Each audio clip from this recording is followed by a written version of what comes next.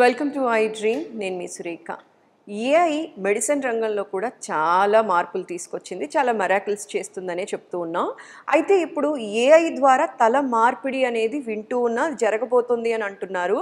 అసలు దీని గురించి వివరంగా తెలుసుకుందాం. ఈరోజు మనతో పాటు ఉన్నారు ప్రముఖ న్యూరో సర్జన్ డాక్టర్ రంగనాథన్ గారు. వారితో మాట్లాడదాం దీని గురించి. నమస్కారం సార్. సార్, మెడికల్ ఫీల్డ్లో ఏఐ, రోబోటిక్స్ ఇవి మ్యాజిక్ చేస్తోంది అనేది అందరికీ తెలిసిందే. ఇటు పేషెంట్స్ కానీ డాక్టర్స్ కానీ ఇద్దరు ఇష్టపడుతున్నారు, అది కంటిన్యూ అవుతూ ఉంది సార్. రీసెంట్గా ఒక వీడియో బాగా వెళ్తోంది, ఈ న్యూస్ బాగా వెళ్తోంది సార్. నేషనల్ లెవెల్ మీడియా నుంచి లోకల్ మీడియా వరకు వెళ్తోంది సార్. ఏంటి అంటే తల మార్పిడి జరుగుతోంది అంటున్నారు సార్. ఏంటి సార్ అసలు ఇది? Is it possible sir? ఇప్పుడు తల మార్పిడి ఆర్టిఫిషియల్ ఇంటెలిజెన్స్ ద్వారా, హ్యూమన్ ఇంజనీరింగు, అదే కాకుండా మెడికల్ న్యూరో సైన్సెస్ విప్లవం అన్నది ఇంతమంది మాట్లాడుతున్నారే. ఎందుకంటే మన పురాణాలని ఎప్పుడో చెప్పుకున్నాయి. ఎందుకంటే ఒక శివుడికి కోపావేశుడయి పార్వతి గారిని చూడడానికి వెళ్తున్నప్పుడు వాళ్ళ ఇంటి దగ్గర పిండితో చేసిన నలుగు పిండితో అమ్మ చేసినటువంటి ఒక వ్యక్తి కూర్చున్నాడు, వినాయకుడు. ఈయన కోపాద్వేషంతో దాన్ని త్రిశూలంతో తునిమేశాడు. ఈ స్టోరీ అందరికి మనకు తెలుసు. ఇంకా ఆమె అలకపండు పాంప్ మీద కూర్చున్నారు. ఆ పిల్లాడిని నేను ఎంతో ప్రాణపాదంగా చూసుకున్నాము, మీరు తుంచేశారు. ఇంకా మరి శివుడికి తప్పలేదు. సో అందుకని ఏం చేశారంటే, ఉత్తరంగా ఎవరైతే తలబెట్టి ఎవరైనా పడుకుంటే ఆ తల తీసుకురండి అని బట్టలు పంపించాడు శివుడు. ఒక్క ఏనుగు అలిసిపోయి ఉత్తరం దిశలో తలబెట్టి పడుకుందట. అక్కడ మరి ఎందుకంటే రాజుగారు మహానుభావుడు చెప్పిన దాన్ని ఆలోచన చేయడానికి లేదు కదా. ఆ ఏనుగు తల నుంచి తీసుకురావడం ఈ గణేష్కి ఆ రోజుల్లోనే వారు ఇది అడగేసి వాడారో మనకు తెలియదు. తల మార్పిడి జరిగింది, అతికిపోయింది. ఆయన గణనాథుడయ్యాడు తర్వాత. కాబట్టి ఇంతకుముందు పురాణాల్లో మనం ఎన్నోసార్లు చెప్పుకుంటూ ఉంటాం. పుష్పక విమానాలు ఉన్నాయి, రావణాసురుడు ప్రయాణం చేసినటువంటి పుష్పక విమానం ఆ రోజుల్లేమో ఎందుకు, ఇప్పుడే స్పేస్ షిప్ అంటే ఏంటి, కొత్తది కాదు అని ఎన్నో మనం అలా చెప్పుకున్నాం. సో ఇది అలాంటిది కాబోతుందా? ఇది నిజం పురాణాల్లో చెప్పుకున్న విషయం ఈ రోజున సాకారం కాబోతుందా? మెడికల్ విప్లవానికి అది నాంది ప్రస్తావన జరుగుతుందా చూడాలి. ఇంకొక మాట నిజంగా అందరికీ నేను చెప్తున్నాను ఏంటంటే, నేను 82లో న్యూరో సర్జరీ చేసి ఇప్పటికి 42 సంవత్సరాలు అయింది. మాకు ఉండేటువంటి అభిప్రాయాలు, దాని మీద ఉన్నటువంటి సమాచారం, మెదడులో ఉండే కణాలు, న్యూరాన్స్, వాటి గురించి కొన్ని నిర్దిష్టమైన సమాచారం మా దగ్గర ఉంది. ఉదాహరణకి మెదడు తల కణాలకి మళ్ళీ ఒకసారి డ్యామేజ్ అయితే దాని తాలూకా మళ్ళీ గ్రోత్ లేదని, మెదడు తాలూకా ట్రాన్స్ప్లాంటేషన్ అని మెదడుని పురి లోపల ఉండే మెదడుని తీసి చేయడానికి కొన్ని ప్రయత్నాలు జరుగుతున్నాయి. కానీ అది గొప్పగా సక్సెస్ కాల. దానికి కారణం కూడా ఏంటంటే మెదడుకి ఎక్కువ రోజులు అది బతికి ఉండడానికి అవకాశం లేదు. ఇలాంటి అభిప్రాయాలు ఉన్నాయి.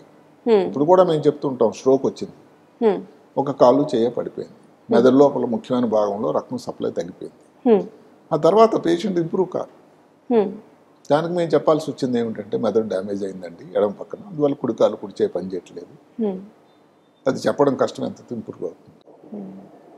ఇప్పుడు ఉన్నటువంటి సైన్సు అది చాలా వరకు పటాపంచలు చేసేటువంటి సమయం ఆసన్నమైందా అని అనిపిస్తుంది. అంటే మారిపోయిందని కాదు, కానీ ఇప్పుడు విప్లవాత్మకమైన ఆలోచనలు వస్తూ ఉన్నాయి. అసలు ఆ వీడియో చూసి షాక్.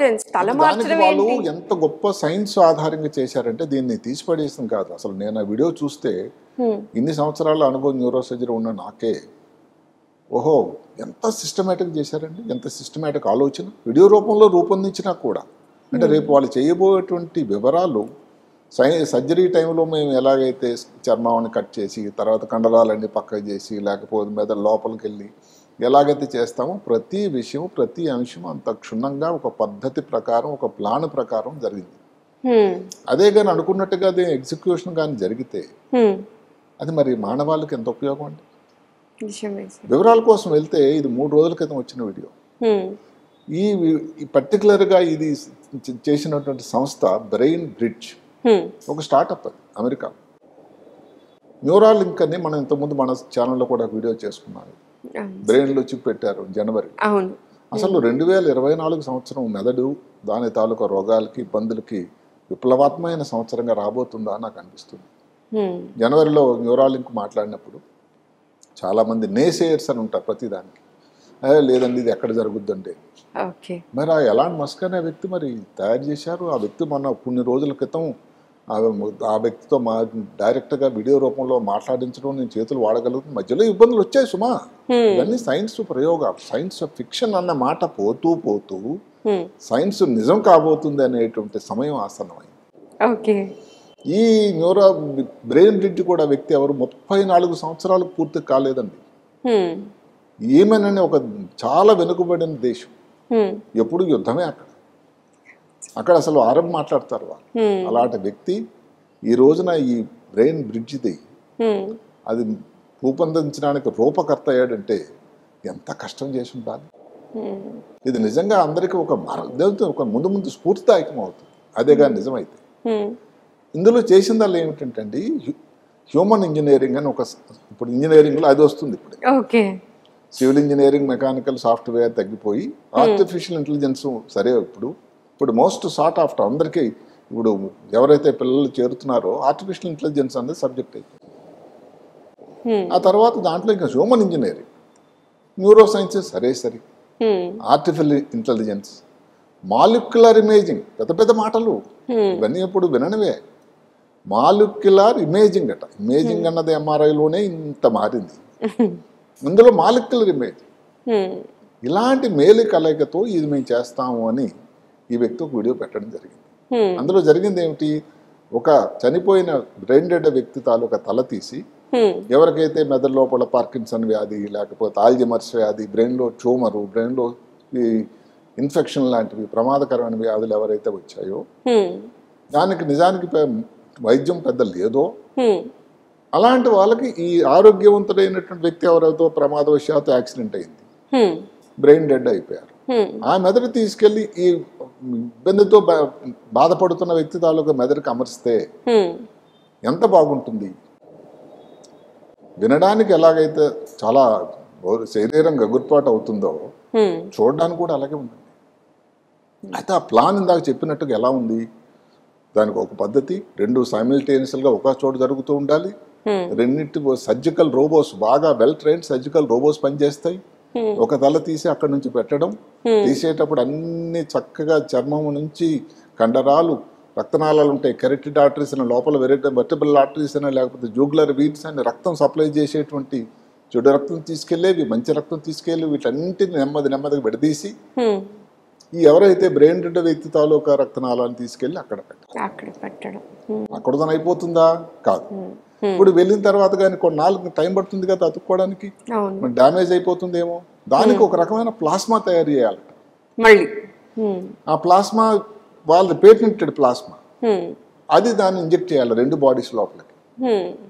అలా ఇంజెక్ట్ చేస్తే రక్తనాళాలు బ్లాక్ కాకుండా ఉంటాయట. ఆ తర్వాత ఈ రెండు తల ఇటు నుంచి మొండెం తీసి అక్కడ మొండెం మీద పెడితే అతుక్కోవాలిగా. దానికోసం ఒక ఫెవికాల్ లాంటిది, ఒక స్పెషల్ పాలిఎథిలిన్ గ్లైకాల్ నుంచి ఒక స్పెషల్ సొల్యూషన్, ఏది అడ్హెసివ్ స్టిక్కర్ లాంటిది అతుక్కుంటుంది.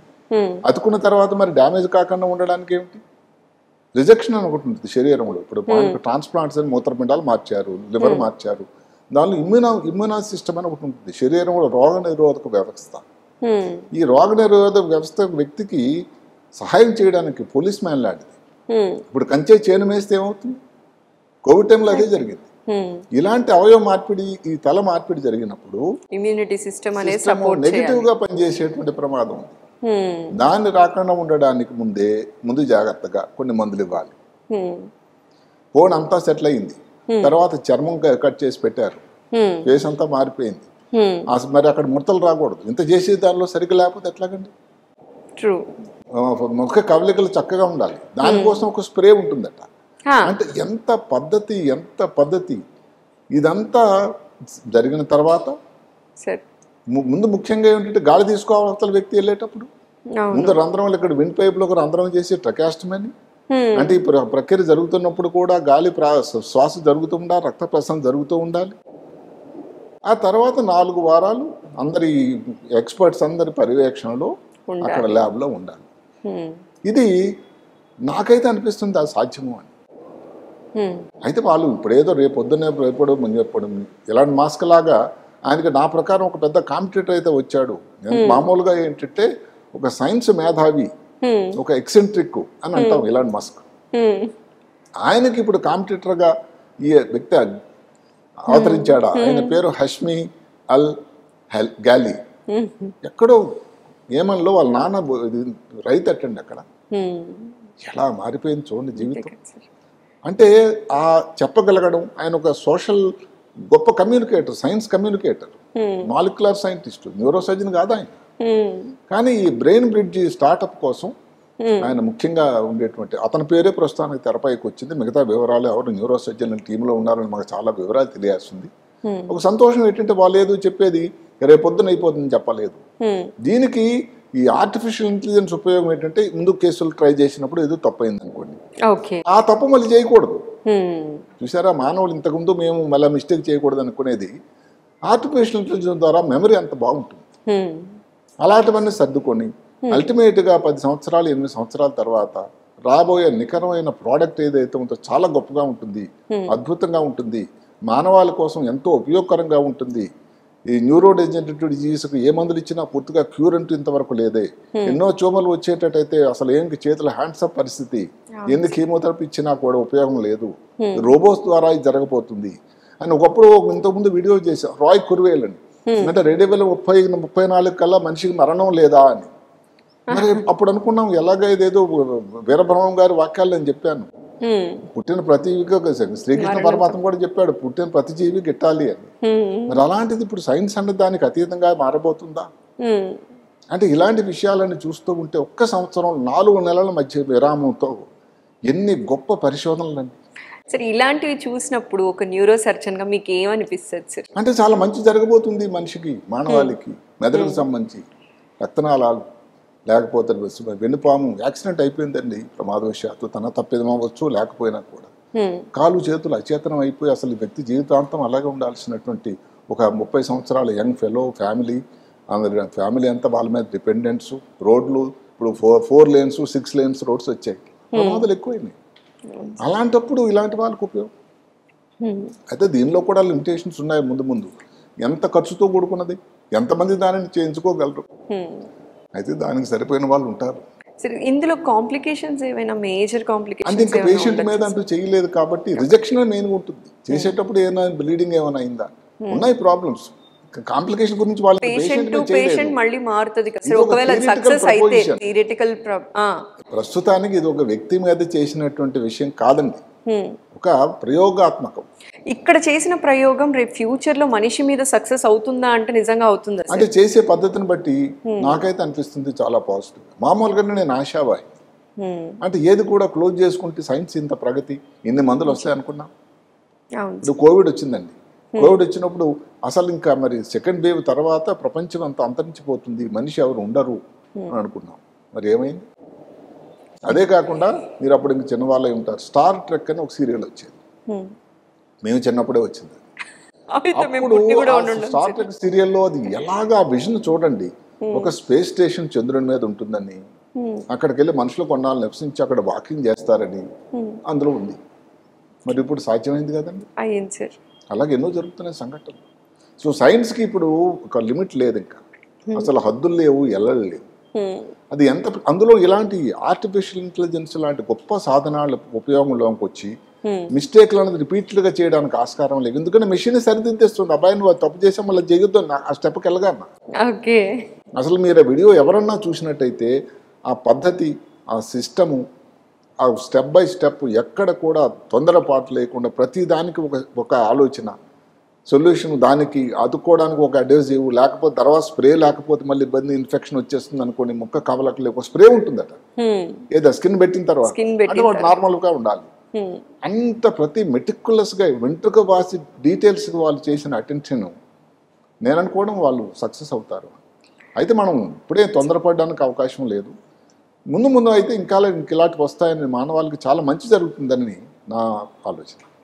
నిజంగా ఇలాంటివి సక్సెస్ అవ్వాలి, ఏఐ ద్వారా ప్రతి ఒక్కళ్ళకి కూడా అంటే ట్రీట్మెంట్ లేక మరణించే శాతం పూర్తిగా పోవాలి. ఆల్రెడీ కొన్ని రంగాల్లో మనం సక్సెస్ఫుల్ గా వెళ్ళిపోతుంది స్ట్రోక్ అని వచ్చేది. ఇప్పుడు ఎక్కడో చిన్న దూర ప్రాంతం అనుకోండి, ఎక్కడో గుంటూరు దగ్గర, లేకపోతే ఎక్కడో తెలంగాణలో మహబూబాబాద్ దగ్గర చిన్న పల్లెటూరు, స్ట్రోక్ వచ్చింది. వ్యక్తులు హైదరాబాద్ వచ్చేసరికి 6 గంటలు 10 గంటలు అయిపోయేసరికి పుణ్యకాలం కాస్త అయిపోతుందని మేము చెప్పేవాళ్ళం కాలం. ఇప్పుడు అక్కడ జరిగిన తర్వాత సిటీ స్కాన్ ఎంఆర్ఐ లోడ్ చేసి ఇక్కడ ఆర్టిఫిషియల్ ఇంటెలిజెన్స్ సౌకర్యం ఉండేటువంటి స్ట్రోక్ టీంకి ఇక్కడ నుంచి వాళ్ళకి మెసేజ్ అండి, మీరు ఈ మందు ఇవ్వండి సరిపోతుంది, హైదరాబాద్ రాక్కర్లేదు. ఆర్టిఫిషియల్ ద్వారా ఎక్కడెక్కడ ఉన్నాయి ఫెసిలిటీస్ అంటే ఇప్పుడు యాంజియోగ్రామ్ చేయాలి, లేకపోతే డిఎస్ఎం ఉండాలి, ఎక్కడ ఉంది, ఏమిటి, ఎంత దూరంలో ఉంది, ఏ దిశలో వెళ్తే చూడండి మారిపోయింది, ఎంత దూరం మారింది. అందువల్ల ఆర్టిఫిషియల్ ఇంటెలిజెన్స్ తాలూకా ఔన్నత్యం ఉపయోగం మెడికల్ ఫీల్డ్లో కూడా చాలా చాలా రాబోతుంది. ఇంకా ఫ్యూచర్లో ఇంకా బోల్డ్ అని మెరాకిల్స్ చేయాలి. ట్రీట్మెంట్ లేక చనిపోయే పేషెంట్స్ అసలు ఉండకూడదు అని మనస్ఫూర్తిగా కోరుకుందాం. తప్పకుండా అందరం కోరుకోవాలి. ఈ వీడియో ఈ సమాచారం విన్న తర్వాత చాలా స్ఫూర్తిదాయకంగా అనిపించింది సార్. నాకు మీరు మాట్లాడుతున్నప్పుడే ఆనందం కనిపిస్తుంది సార్.